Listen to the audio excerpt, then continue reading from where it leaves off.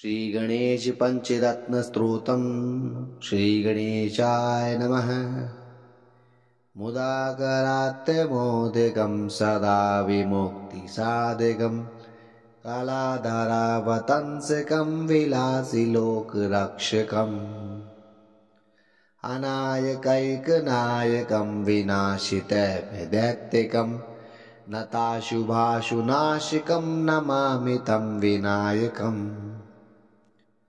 न तेतरातिभीकरं न वोदितार्कभास्वरं न मत्सुरारिनिर्जरं न तादिकापदुद्धरम् सुरेश्वरं निधीश्वरं गजेश्वरं गणेश्वरं महेश्वरं तमाश्रये परात्परं निरन्तरम् समस्तलोकशङ्करं निरस्तदैत्यकुञ्जरं दरेतरोदरं वरं वरे विभक्तमक्षरम् कृपाकरं क्षमाकरं मुदाकरं यशस्करं मनस्करं नमस्कृतां नमस्करोमि भास्वरम्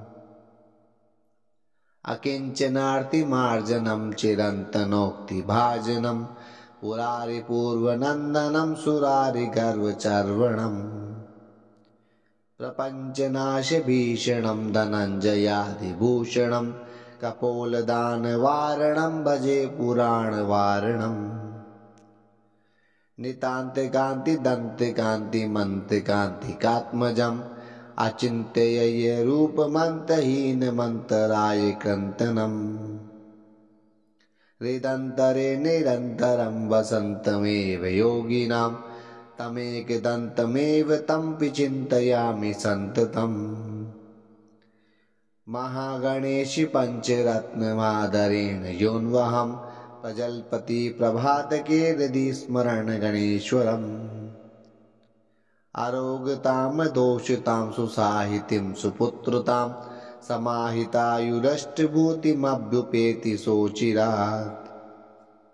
इति श्री गणेश पंचरत्न स्तोत्रम् संपूर्णम्।